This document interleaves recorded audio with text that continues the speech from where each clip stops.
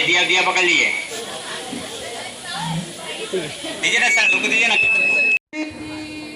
वरदे वरदे वीणा वादिनी वरदे, प्रिय स्वतंत्र रव अमृत मंत्र नव, प्रिय स्वतंत्र रव अमृत मंत्र नव, भारत में भर दे वरदे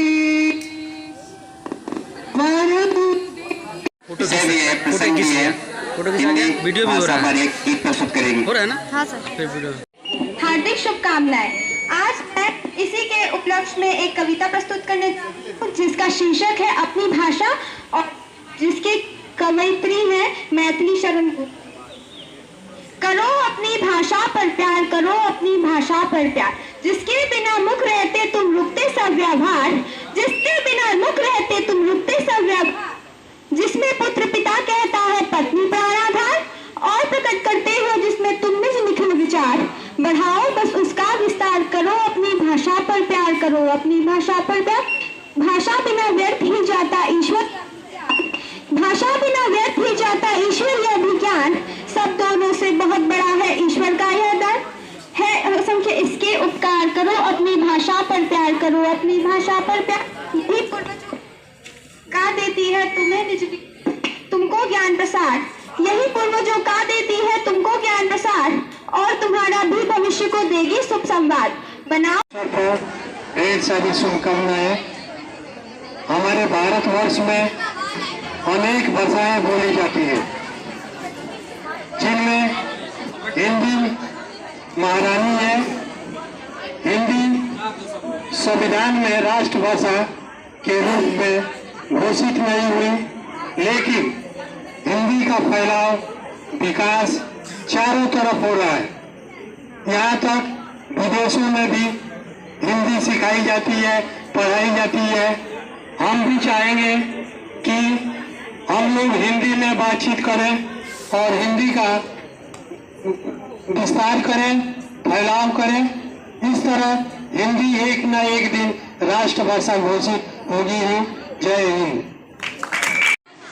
हिंदी अपने आप में जिसको हम लोग भाषा कहते हैं, वो भाषा नहीं बोलियों का समूह है। अब देखो कैसे हम उत्तर भारत में, ध्यान से सुनना इसे, हम उत्तर भारत में आप पंजाब, राजस्थान, हरियाणा, मध्य प्रदेश, छत्तीसगढ़, उत्तर प्रदेश, बिहार, इन सब राज्यों को हिंदी भाषी प्रदेश कहा जाता है। लेकिन ध्यान से हम देखेंगे तो एक बिहार में ही 4 प्रकार की अलग अलग बोलियां बोली जाती हैं, भोजपुरी, मैथिली, मगही, अंगिका, लेकिन वो भी हिंदी भाषी प्रदेश है। मध्य प्रदेश को हिंदी भाषी प्रदेश कहते हैं, लेकिन मध्य प्रदेश के अलग अलग इलाकों में वहां की लोकल बोलियां प्रचलित हैं। इसीलिए ध्यान से देखने पर हमें देखते हैं कि हिंदी वास्तव में एक भाषा, तो भाषा के रूप में हम देखते हैं। मैं कक्षा 5वीं का छात्र हूँ। आज हिंदी दिवस के उपलक्ष्य में मैं आप लोगों के सामने एक कविता प्रस्तुत करने जा रहा हूँ, जिसके लेखक है विंध्यावासिनी दत्त त्रिपाठी, और इसके शीर्षक है कबड्डी।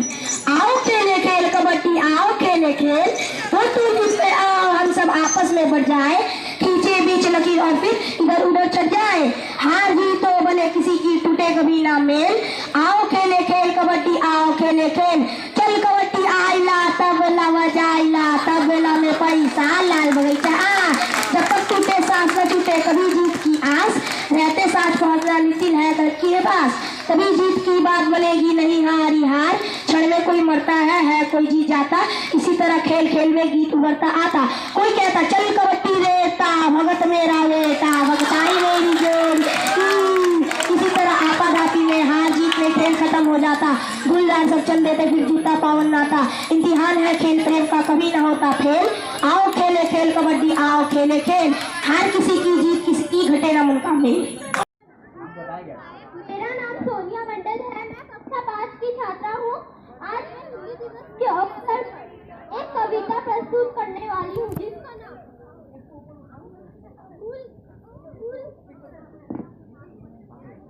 भूल गया है क्यों इंसान, सबकी है मिट्टी की काया, सब पर सबकी निर्मल छाया, यहाँ नहीं कोई आया है ले विशेष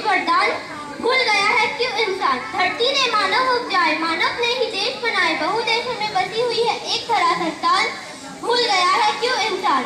देश अलग है देश अलग हो, वेश अलग है वेश अलग हो, मानव से मानव का लेके अलग ना अंतर प्राण, भूल गया है क्यों इंसान। धन्यवाद। मंडल है, मैं कक्षा 5वीं की छात्रा हूँ। आज हिंदी दिवस के उपलक्ष्य पे मैं एक कविता प्रस्तुत करना चाहूँ। कविता के रचयिता है हरीन्द्रनाथ चट्टोपाध्याय। इस कविता के शीर्षक है रेलगाड़ी। छुप छुप छुप छुप छुप छुप छुप छुप बीच वाली स्टेशन बोले रुक रुक रुक रुक रुक, धड़क धड़क लोहे की सड़क, यहाँ से वहाँ वहाँ से यहाँ, छुप छुप छुप छुप छुप छुप छुप छुप, बुलाया छाती पर जाती बालू रे आलू की खेती, बाजरा धान भुट्टा किसान, हरा मैदान मंदिर मकान चाय की दुकान, फुल पगडंडी नीले पे ठंडी पानी का कुछ पक्षी का झुंड, छोटी झाड़ी खेती बाड़ी बादल धुआं मोर कुआ हुए बगीचे बाग बगीचा, धोबी का घाट मंगल का हाट, गाँव का मेला भीड़ जमेला, टूटलवार टट्टू सवार, धर्मपुर धर्मपुर धर्मपुर धर्मपुर, मारवा खारवा खारवा मारवा, रायपुर जयपुर जयपुर रायपुर, तेलगांव मेलगांव मेलगांव तेलगांव, बेबलो नेबलो नेबलो बेबलो, उत्कल डिडिकल डिडिकल उत्कल चूपोड़, गोड़ेगांव गोड़ेगांव गोड़ेगांव गोड़ेगांव, अहमदाबाद अहमदाबाद अहमदाबाद अहमदाबाद, बीच वाली स्टेशन बोले रुक रुक रुक रुक छुप छुप छुप। धन्यवाद। कुमार सिंह है, मैं कक्षा 5वीं का छात्र हूँ। मैं आप सबके समक्ष एक कविता प्रस्तुत करने जा रहा हूँ जिसका शीर्षक है अमरूद बन गए। आमों के अमरूद बन गए अमरूदों के केले, मैंने ये सब कुछ देखा है आज गया था मेले। बकरी थी बिल्कुल छोटी सी, हाथी की थी बोली, मगर जुकाम नहीं से पाई खाई उसने गोली। छत पर होती थी खो खो को मगर नहीं था बंदर, बिल्ली ही बोल रही थी परसों मेरी छत पर, गाय नहीं करती थी बाबा बोली वह अंग्रेजी, कहा बैल से मूसा खा लो देखो पालो ए जी। पर जब हुआ रात मुझको हुआ पढ़ाई ऐसे मुर्गा म्याऊं करता, हाथ जोड़कर बैठा था वो चूहे से था डरता। पर जब हुआ रात में सूरज चंदा दिन में आया, क्या होने को है दुनिया में मैं काफी घबराया। तो नींद ली मैंने आके और ना फिर कुछ देखा, तभी लगा जो जगह रही है आकर मुझको देखा। सपना देखा था अजीब सा बिल्कुल गड़बड़ झाला, सपनों की दुनिया में होता सब कुछ बड़ा निराला। धन्यवाद।